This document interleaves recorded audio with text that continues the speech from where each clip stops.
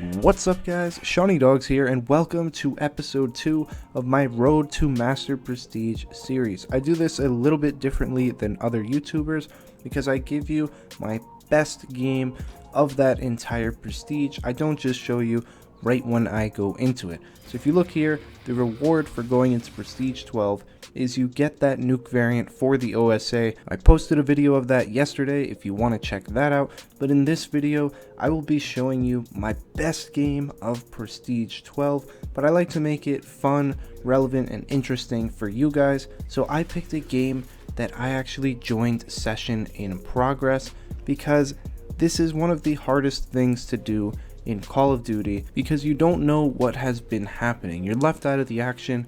You don't know who's got what streaks, who's good, who's bad, where anyone is on the map, and it is just really difficult to start out. So you're gonna see I didn't even start out too well.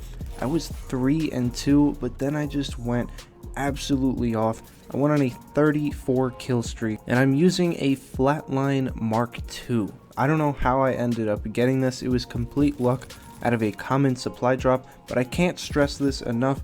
If you yourself are on your journey to Master Prestige 30 or you're just trying to rank up really fast, Mark II weapons are the key. If you have a Mark II weapon, you're going to level up significantly faster than if you do not have one.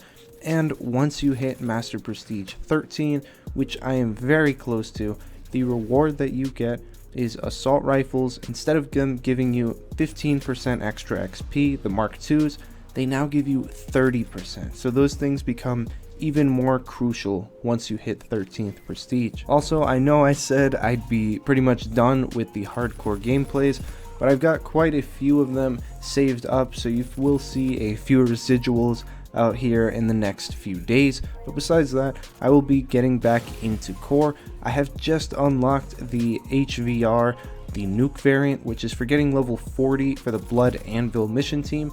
Luckily, I was grinding that out over the weekend. If you weren't, I feel really bad for you because they had double mission team XP, and the main reason is this Blood Anvil mission team had just come out and it is just really hard. A lot of the challenges are heavily kill based, but they just set the bar way too high. Sometimes they expect you to get 50 kills or assists in a match, and that's just not doable for your average Call of Duty player.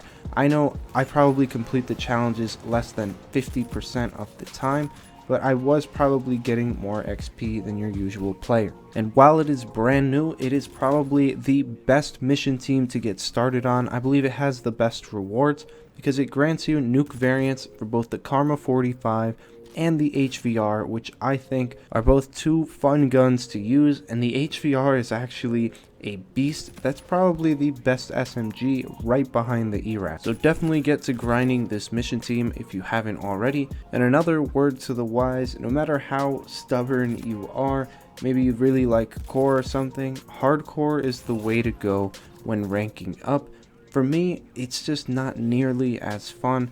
I feel like it lacks a whole skill element in terms of gun skill because you can just one tap someone. You don't really have to have really steady aim.